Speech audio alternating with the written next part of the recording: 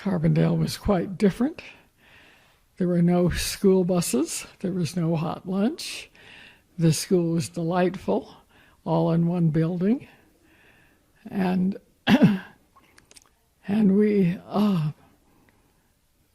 Bob always knew we wanted a ranch, and it was a great opportunity for him. And we formed a partnership with my oldest brother, and we moved to the ranch in 41, and Darcy moved in 47, the end of 47. And that remained that way till 52. In 52, we split the partnership, friendly, and Darcy went his way, and we stayed on the ranch.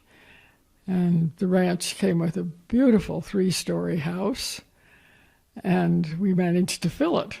And it had 7 large bedrooms and a wonderful kitchen, and it was a very, for being built in 1903, it was really quite a modern house.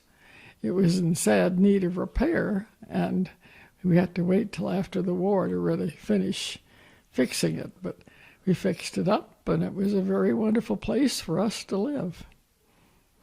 Where did you grow up? I grew up in Denver and Aspen.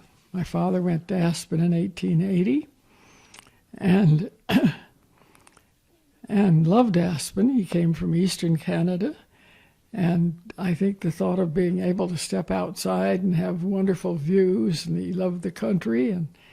And after the silver crashed, all the men that made their money there left, and he stayed on. He loved Aspen, and he kept it going. And he died in 1930. What did he do there? What did he do? You say he stayed. What did he do after the... He was head of the bank, and he kept Aspen alive. and he enjoyed it, and he loved the high country. And he had a hard time getting to Aspen. He came in over Taylor Pass when it wasn't really a road. And he just thoroughly enjoyed it. And he loved, he was interested in putting some of his money into ranches. And we had ranches around the state and outside of Denver. And he married his first wife died. And he married my mother years later in 1907, and they had the 4 of us. So what are your fondest memories of the Valley? Oh, I loved it, and we had an open door policy. We had various nephews live with us off and on, and we had... We always had a house full, and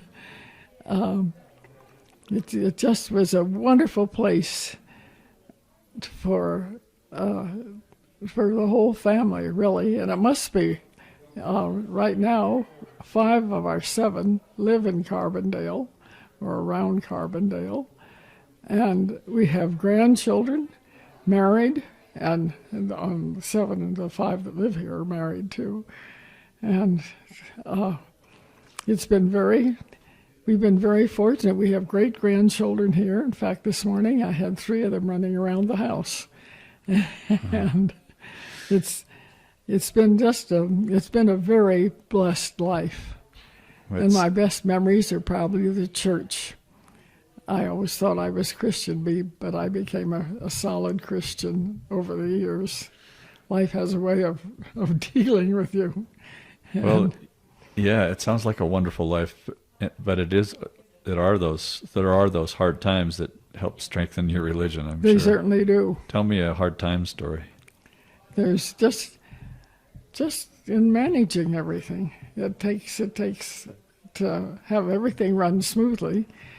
As the other day I had some that wanted to come see me, and I said, well, you'll have to come at 8:30 because there's someone else coming at 9:30. And they said, you mean you get up? And I said, well, if you spend a long time of your life running a ranch, you certainly don't stay in bed and have 7 children.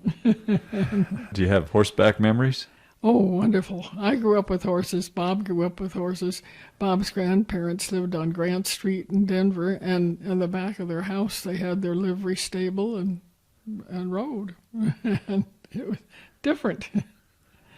So for recreation, living on a ranch, you would go camping and riding and fishing?